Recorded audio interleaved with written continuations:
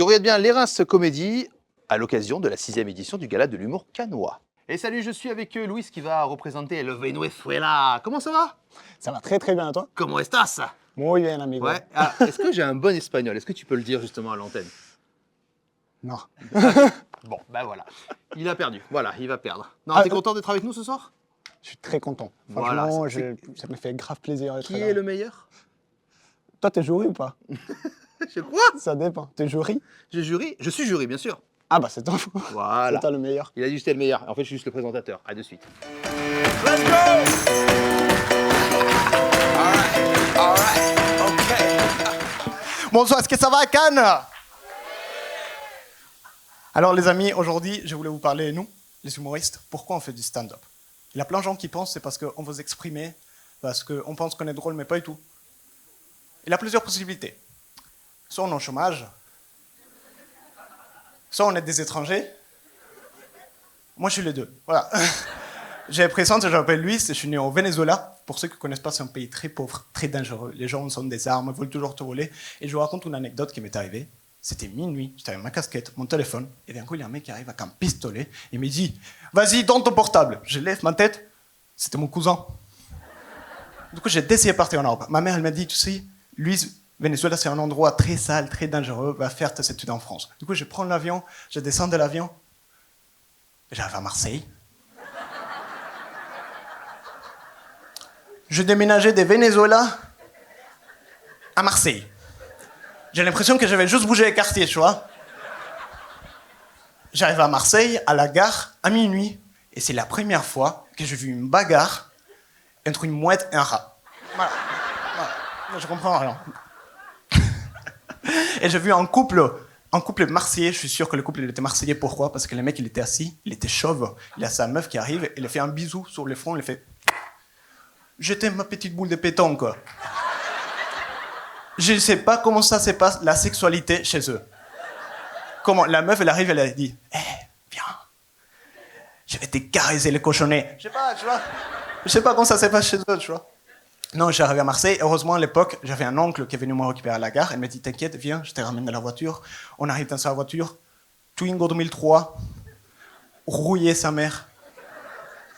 Couleur, tétanos. Tu vois, pas des rétroviseurs. Et je lui demande, putain, elles t'ont volé quand les rétroviseurs? Il m'a dit, non, c'est moi qui les ai vendus, j'ai pas besoin. Il m'a dit, viens, je vais te mettre la vraie musique française, comme ça tu t'intègres avec les Français. Et il met une musique d'un mec qui s'appelle Jules. Et j'écoute, nique ta mère dans la canebière, nique tes morts sous les vieux ports. Je descends de la voiture, on était au vieux port. Voilà. Et je commence à filmer pour envoyer à ma mère, et d'un coup, le mec qui passe, il vole mon téléphone, il part en courant, et je le dis à mon oncle, mais aide-moi, fais quelque chose, s'il te plaît. Il me regarde droit dans les yeux, il me dit un mot que je ne connaissais pas, il me dit « J'ai. » J'adore Marseille, mais ils ont volé mon téléphone 6 fois. Et j'ai vécu 3 mois. Voilà. À la 6e, j'avais plus de sous, mon oncle m'a conseillé sa marque de téléphone préférée qui s'appelle Wiko. Je sais pas si vous connaissez le téléphone Wiko. Pour ceux qui ne connaissent pas, en fait, c'est un téléphone où si tu télécharges WhatsApp et Facebook en même temps, la caméra ne fonctionne plus. Voilà, c'est ça, les téléphones Wiko. Non, en vrai, les Marseillais, ils sont très gentils, on est d'accord. Ils m'ont fait goûter un truc qui s'appelle le pastis, le Ricard. Et j'ai goûté, et waouh, franchement, c'est les trucs les plus dégueulasses. J'ai jamais goûté toute ma vie. J'ai goûté, j'ai vomi par terre direct. Ouais. Et c'est après que j'ai appris qu'il faut mettre de l'eau dedans. Voilà. Non, à côté de moi, il y a une meuf qui vomit, mais elle a vomi le tacos qu'elle avait mangé l'après-midi. Elle vient vers moi, elle me dit, tu as vomi aussi? Viens, on s'embrasse. J'ai accepté. Et oui, parce qu'au Venezuela, on a une phrase qui dit, il faut manger aujourd'hui, tu sais pas si demain tu vas manger. Voilà. Du coup, je suis là. J'ai commencé à sentir la sauce algérienne ici. Ouais. Il m'a dit, t'inquiète, j'ai un chewing-gum. C'était un molar. Tu vois, rien qui va. Merci l'applause. Oh, j'adore Marseille. Après cette soirée, je suis tombé malade, je suis allé à l'hôpital. Et dans la salle d'attente, à côté de moi, il y avait une dame qui avait entre 90 ans et la mort. Je sais pas, tu vois.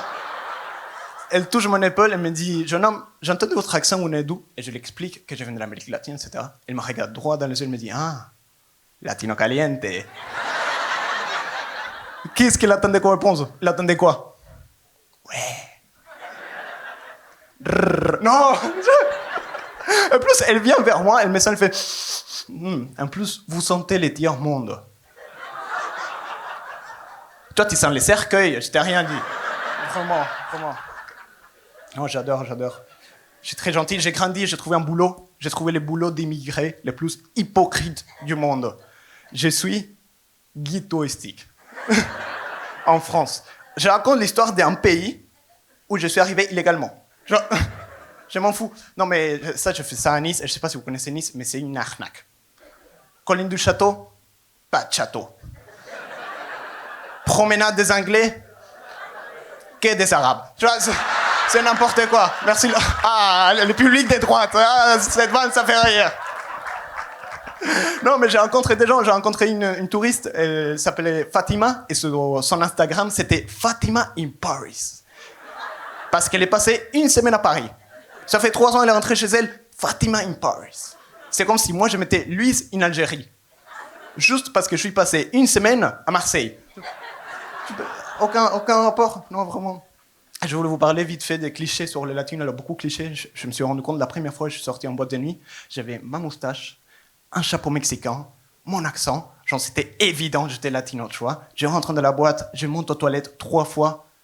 Les 3 fois, ils m'ont demandé la cocaïne.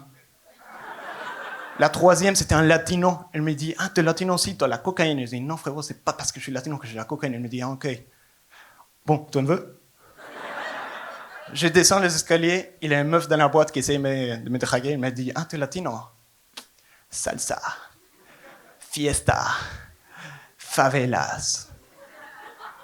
J'ai jamais entendu un latino qui essayait de draguer une française comme ça. Baguette, camembert, les HLM. Jamais, j'ai jamais vu ça, vraiment, merci. Non, et à la fin, elle vient, elle demande mon numéro de téléphone, mais elle puait la gueule, tu vois, elle puait la gueule, elle venait vomir, elle me demande mon numéro de téléphone, et j'ai dit, désolé, je peux pas te donner mon numéro de téléphone. Pourquoi? Parce que, ils ont volé mon téléphone à Marseille. Merci beaucoup de m'avoir écouté, je vous laisse sur ça. C'était génial.